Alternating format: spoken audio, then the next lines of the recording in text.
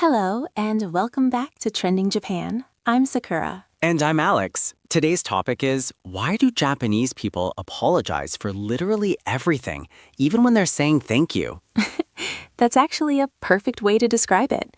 We're talking about the word sumimasen, arguably the most useful, most confusing, and most overused word in Japanese. Wait, it means more than sorry? Because I've definitely heard it used in like 5 different situations, and I was never sure if someone was actually apologizing or just being polite. Exactly. And today, we're unpacking why this one little word says so much about Japanese culture.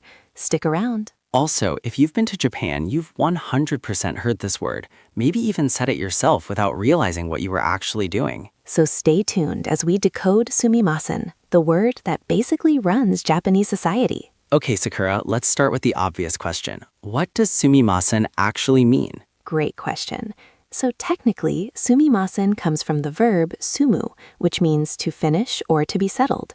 The negative form is sumanai, meaning it won't be settled or it can't be finished. That's actually kind of poetic. So when you say sumimasen, you're literally saying this won't settle or this debt won't be resolved. Exactly. It literally implies I have done something that creates an unpayable debt between us. But here's the wild part.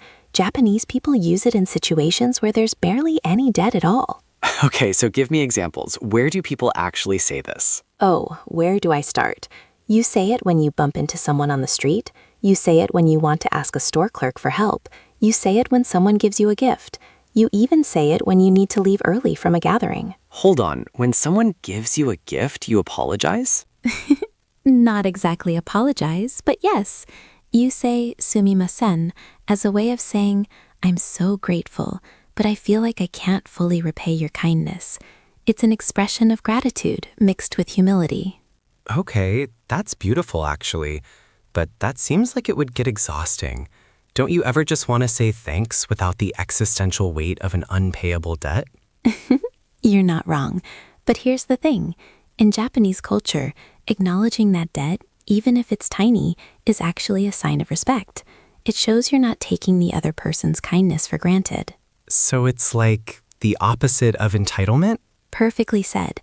In Japan, there's a concept called kiwotsuku, literally using your spirit or your emotional awareness. It means being considerate of others' feelings and efforts. Okay, so where does this come from historically?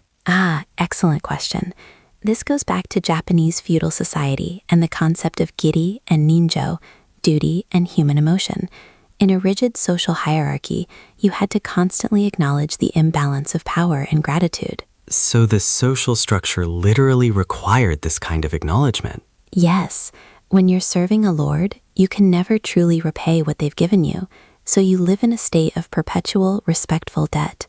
That mindset is baked into modern Japanese culture. Wow, and even though Japan isn't feudal anymore, people still carry this way of thinking? Absolutely. It's been passed down through families, schools, and social norms for centuries. It's just part of how Japanese people relate to each other. So let me ask, what would happen if a Japanese person didn't say sumimasen in these situations? Would people think they were rude? Oh, absolutely. If you asked a store clerk for help without saying sumimasen, it would definitely come across as demanding or rude. If someone gave you a gift and you just said thanks, it might seem cold or ungrateful. Okay, so it's almost mandatory. It is, and this is important, it's not mandatory in an angry way. It's expected because it's the default mode of Japanese politeness. How does this compare to other languages? Like in English, we just say excuse me or thanks. Right. In English, you're very direct. Excuse me is just functional. It gets attention. Thanks is transactional. But sumimasen carries this emotional undertone of, I recognize your effort and acknowledge that I owe you something, even if it's just my gratitude. So it's like the difference between a text saying thanks and a handwritten note saying thank you so much for thinking of me. That's actually a perfect analogy.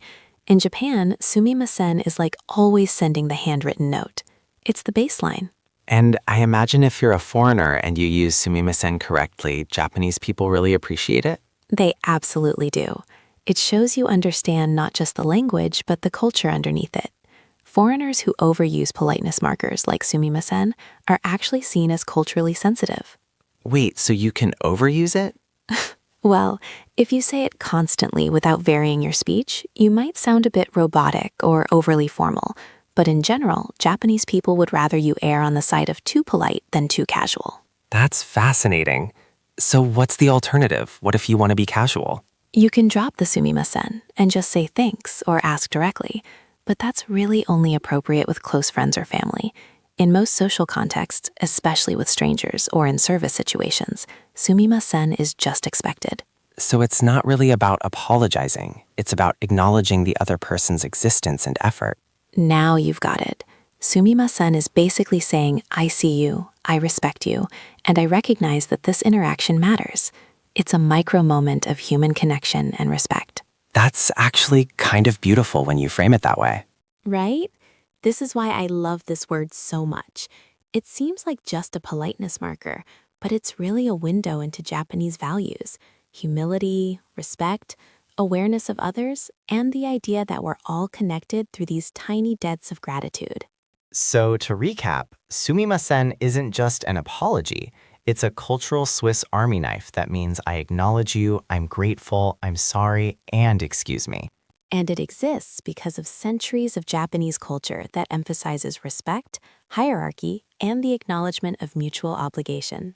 If you're planning to visit Japan, learning when and how to use sumimasen properly is honestly one of the most useful things you can do. Absolutely. Here's something to think about. In your culture, what's the word or phrase that carries the most emotional weight? What's your version of sumimasen? Let us know in the comments. We'd love to hear. And if you enjoyed today's episode, don't forget to hit like and subscribe. Until next time, matane. That means see you later. And yes, you can say sumimasen when you leave. He's learning.